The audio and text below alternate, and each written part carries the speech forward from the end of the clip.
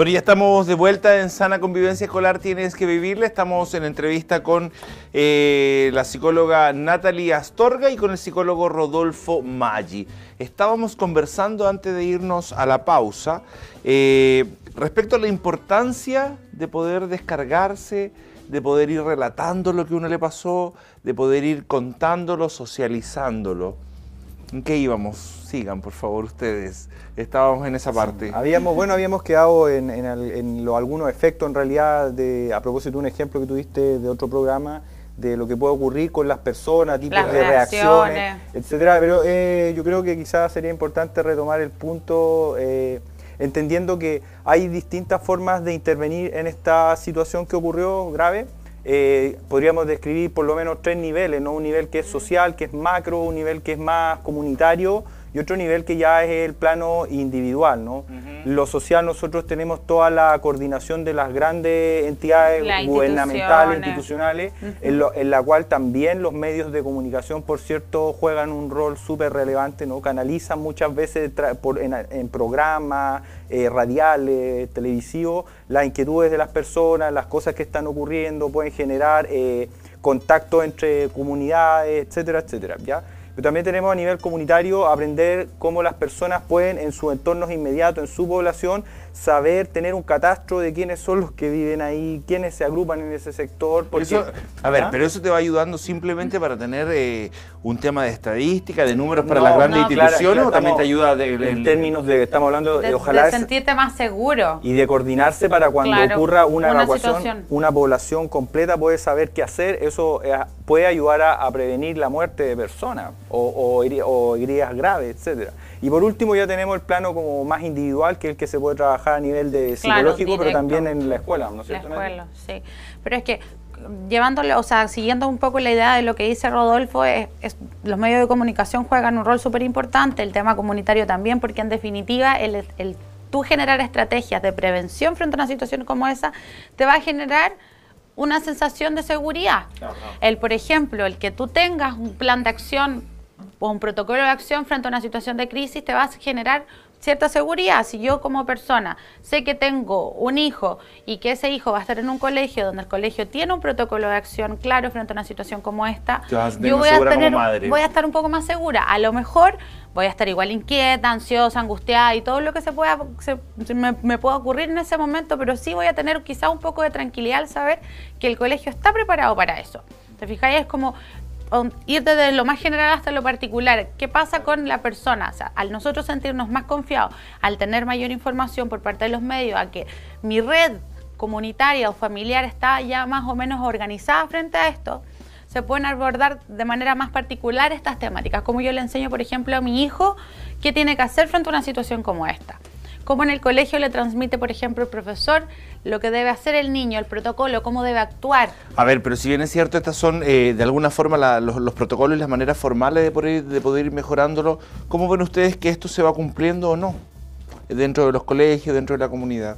O sea, de partida hay un proceso en el cual se ensaya todo esto. Por eso los colegios tienen estas como que antiguamente se llamaban Operación Daisy y que ahora es como son los simulacros, por ejemplo, en que sacan a todos los niños que practican cómo va a ser la evacuación frente a una posible situación de crisis, de catástrofe, etcétera, y que en definitiva que eso ocurra al interior del establecimiento está súper bien, porque se tiene claridad de cómo va a reaccionar o cómo debería reaccionar el establecimiento, independientemente que en la situación puntual ocurran un montón de cosas. Cosas extras, digamos, impensadas. Como por ejemplo que haya un niño que se escape y que corra despavorido hacia la casa buscando a su mamá, como que son 30 alumnos en el curso y a lo mejor 5 alumnos quedaron quizás adentro de la sala, por ejemplo. Pero es que por eso te digo, la importancia de que esos protocolos existan es que en definitiva las variables que puedan afectar en una situación así se van a poder quizás controlar aún más.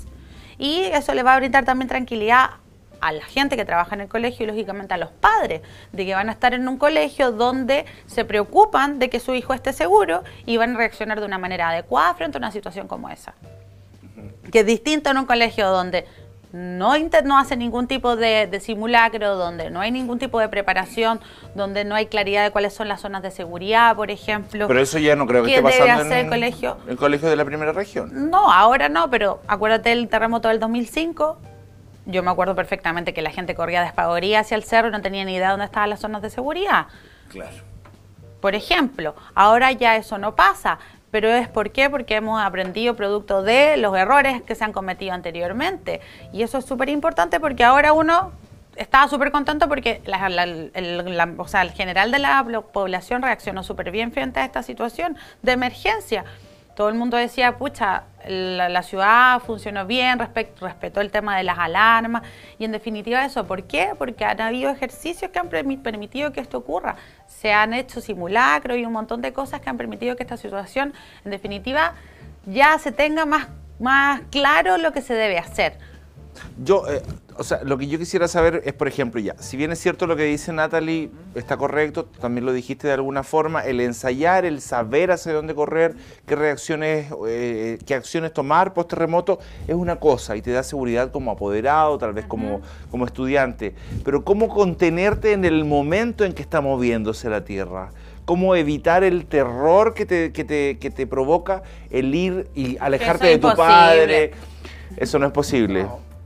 O el temor de los alumnos de ir al colegio y alejarse de los padres, si eres un niño, por ejemplo. Pero es que en una y vas todo el rato pensando en que va a haber un terremoto y vas a estar lejos de tus papás. Ya, pero es que una cosa es distinta a cómo uno va a reaccionar en una situación específica donde hay un terremoto.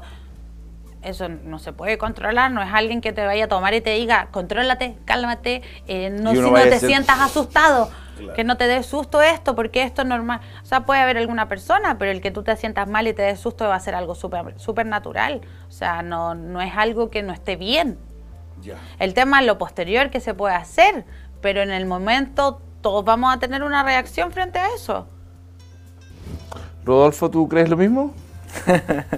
O sea, claramente es imposible que tú evites lo que es natural como reacción frente a una situación de amenaza. Si acá se pone a temblar un grado 8, nadie va a quedar así como que vamos a seguir conversando. Entonces claro. La pregunta más bien, Karim, sería cómo yo frente a una situación en la que voy a tener temor, voy a tener un sentimiento de amenaza vital, ¿no? ¿Cómo puedo yo reaccionar de mejor manera? Quizá esa es... pero se puede llegar, ¿no? Es la pregunta, ¿no? Porque en el fondo tú preguntabas cómo evitar ese sentimiento. Claro, no se puede. O cómo evitar el temor previo, estar todo el rato pensando, ¿y si hay un terremoto cuando voy a la escuela? ¿Y si hay un terremoto cuando mi hijo está lejos de mí? Eso, ¿cómo evitar esa parte?